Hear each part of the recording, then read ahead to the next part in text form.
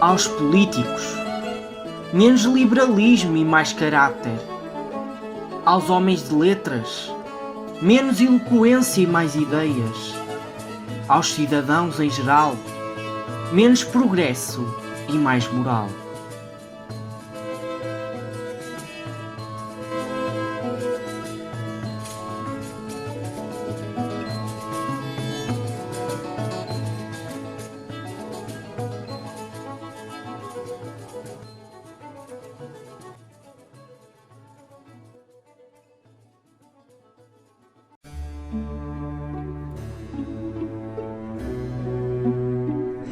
José Maria de Eça de Queiroz, um dos nomes mais importantes da literatura portuguesa. Nasceu a novembro de 1845, numa casa na Praça do Almada, em Póvoa de Varzim, no centro da cidade. Foi um homem socialmente empenhado e ativo. Além de escritor e ensaísta, foi também jornalista, epistológrafo e chegou mesmo a ocupar alguns cargos políticos. Notabilizou-se pela originalidade e riqueza do seu estilo e linguagem, nomeadamente pelo realismo descritivo e pela crítica social constante nos seus romances. Mas, tal como o crítico literário Jacinto Prado Coelho disse, foi mais analista social do que psicólogo. Ironizou Portugal porque muito o amava e o queria melhor.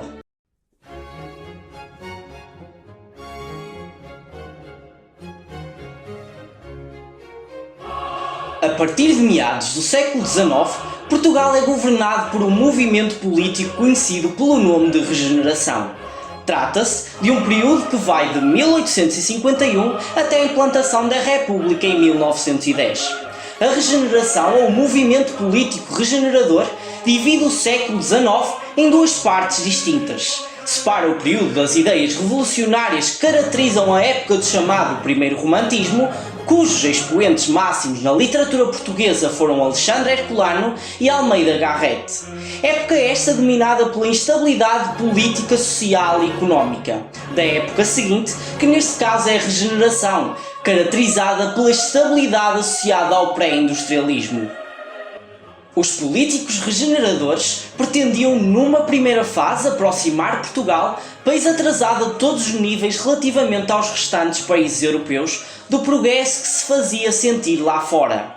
A nível económico, Portugal estava dependente do empréstimo estrangeiro, sobretudo inglês, e a riqueza nacional aproveitava mais aos estrangeiros residentes no próprio país do que propriamente aos portugueses. Consequentemente, o país caiu num marasmo económico, salvando-se apenas a burguesia capitalista.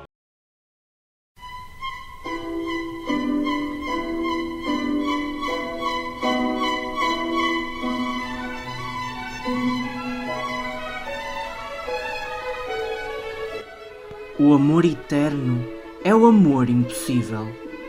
Os amores possíveis começam a morrer no dia em que se concretizam.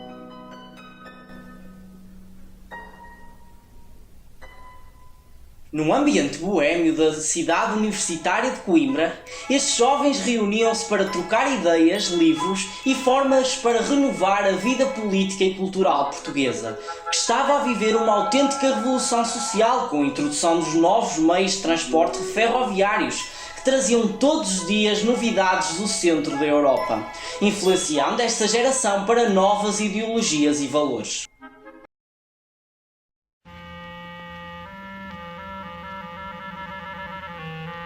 Um grupo de jovens intelectuais da Universidade de Coimbra, formado por Antero Quental, Eça de Queiroz, Teófilo Braga, Alberto Sampaio, Oliveira Martins, entre outros, responderam às inventivas dos seus adversários e realizaram um conjunto de atividades científicas, literárias e artísticas.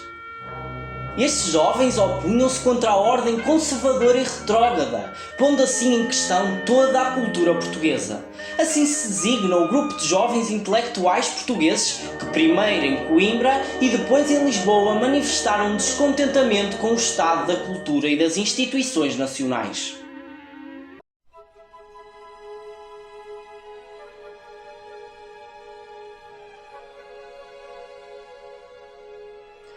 Todo este descontentamento gerou uma das mais importantes polémicas literárias portuguesas, e a maior em todo o século XIX, a questão Coimbra. No início dos anos 60, um grupo de jovens intelectuais vinham reagindo contra a degenerescência romântica e o atraso cultural do país. Em 1865, Pinheiro Chagas publica o Poema da Mocidade, em cujo pós-fácio o velho poeta António Feliciano de Castilho lhe fez elogios rasgados, chegando ao ponto de propor o jovem poeta para reger a cadeira de literatura no curso superior de letras. Foi o suficiente para, de imediato, antes de cantar, lançar um violento ataque no opúsculo intitulado Bom Senso e Bom Gosto. Embora de origem literária, a questão alargou-se a outras áreas como a cultura, a política e a filosofia. Esta refrega durou mais de um ano e envolveu nomes que já eram ilustres como Ramalho Ortigão e Camilo Castelo Branco.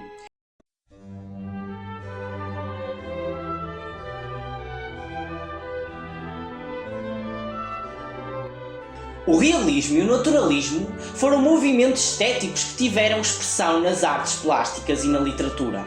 Ambos nasceram em França por volta de 1850 e, apesar das semelhanças, são tendências estéticas diferentes e correspondem a escolas literárias diferentes. O realismo e o naturalismo preocuparam-se com a fidelidade à realidade física, social e psíquica, observada pelos artistas que a elas aderiram no tempo histórico e nas sociedades em que viveram. Foram, portanto, correntes estéticas que tiveram como objetivo principal imitar a realidade e, simultaneamente, rejeitar o movimento estético precedente, que neste caso é o romantismo, acusado de ser excessivamente imaginativo, subjetivo e sentimental, para além de expressar mais a personalidade do artista do que a realidade social na qual esse artista vivia. Imitar a realidade é sim a palavra de ordem para os realistas e naturalistas, mas o grau em que se processa essa imitação varia e vai fazer distinguir uma corrente estética da outra. Eça de Queiroz escreveu a propósito do realismo ou naturalismo. Neste caso ele não distingue as duas correntes estéticas, como foi dito antes no texto da sua conferência. Por outro lado, o realismo é uma reação contra o romantismo. O romantismo era a apoteose do sentimento. O realismo é a anatomia do caráter. É a crítica do homem. A norma agora são as narrativas a frio, deslizando como as imagens na superfície de um espelho, sem intromissão do narrador. O romance tem de nos transmitir a natureza em quadros exatíssimos, flagrantes, reais.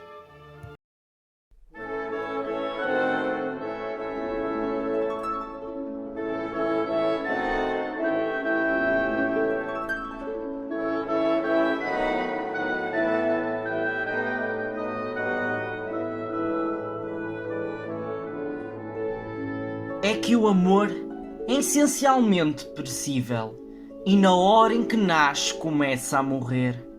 Só os começos são bons. Há então um delírio, um entusiasmo, um bocadinho do céu. Mas depois, seria pois necessário estar sempre a começar para poder sempre sentir?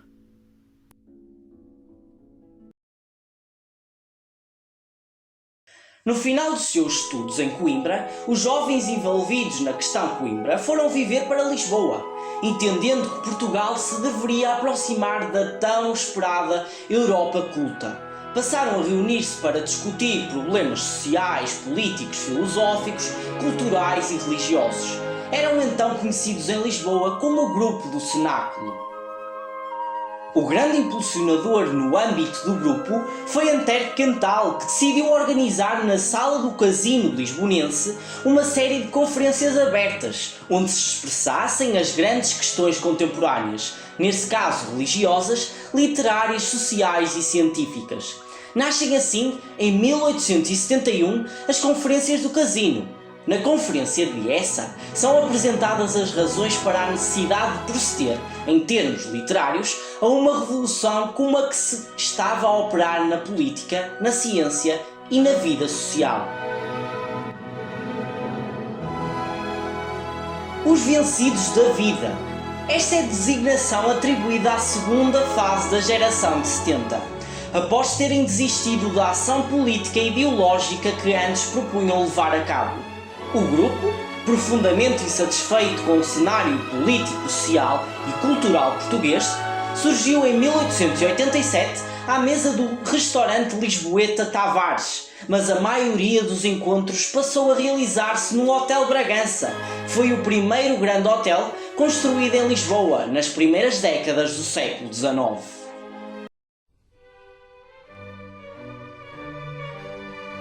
A obra Os Maias marca uma fase de transição na vida de Essa e na visão da sua própria escrita. Foi publicada em 2 volumes em 1888. Sintetiza o período estilisticamente mais crítico da vida literária de Eça de Queiroz, entre 1845 e 1900. Neste caso, Os Maias constituem um texto charneira na evolução estilística e ideológica de Eça, operando a consolidação da passagem entre o período revolucionário naturalista da década de 70 e o da década de 90 de inspiração humanista. Neste romance, Eça recobre tanto ao processo realista de construção literária quanto ao processo humanista da observação social. Trata-se de, retratando os grupos sociais afrancesados pós-regeneração e a sociedade lisboeta fontista, denunciar igualmente os aleijões sociais da mentalidade portuguesa oitocentista, evidenciando geneticamente os efeitos de uma educação europeia como a personagem Carlos da Maia, comparativamente com os efeitos de uma educação monárquica tradicional como Afonso da Maia ou mesmo uma educação burguesa portuguesa. Ao longo do romance são várias as referências a acontecimentos históricos que contribuem para a construção do efeito do real, ou seja, induzem o leitor a aceitar que a história dos Maias é tão real quanto os acontecimentos referidos. Referência à Constituição de 1822. Afonso atirara foguetes de lágrimas à Constituição. Referência à Constituição de 1822. A Constituição de 1822 nasceu na sequência da Revolução Liberal de 1820 e é um dos textos mais importantes e inovadores do constitucionalismo português. A lei fundamental foi votada pelas Cortes Extraordinárias e Constituintes, reunidas em 1821 e jurada pelo rei Dom João VI. Apesar de muito bem elaborada, teve uma curtíssima vigência em 2 momentos distintos. O primeiro vai de setembro de 1822 a junho de 1823, golpe de Estado denominado Vila Francada, e o segundo inicia-se com a Revolução de Setembro, entrando em vigor em setembro de 1836 a abril de 1838. Referência à regeneração de 1850. E no meio desta festança, atravessada pelo sopro romântico da regeneração, lá se via sempre, taciturno e encolhido, o Papá Monforte. Referência aos filósofos da geração de 70. Carlos Lia Proudhon, Augusto Comte, Herbert Spencer.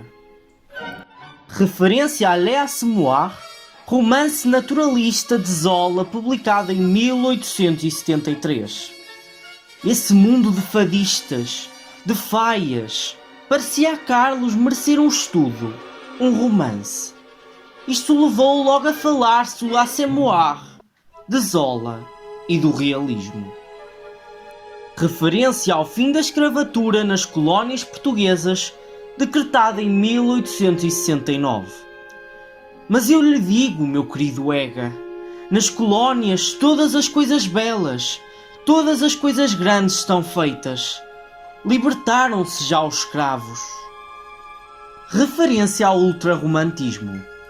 Eusébiozinho é caricatura de uma criança deslambida e molengona, educada no ambiente de senhoras muito religiosas de província que lhe proíbem uma vida natural e sadia. e o obrigam a declamar poemas ultra-românticos, fazendo dele a personagem do menino prodígio. Carlos detestava-o. Essa parece ter querido demonstrar o resultado de uma educação obsoleta, falsamente religiosa. É Afonso da Maia quem caracteriza tal educação, fortemente contrastante com a que o próprio Afonso dera ao seu neto Carlos. É sobretudo através do clima de desencanto, de desilusão generalizada, de constante crítica ao poder e às instituições que a história aparece ao longo do romance, revelando-nos o Portugal decadente e descaracterizado nos finais do século XIX.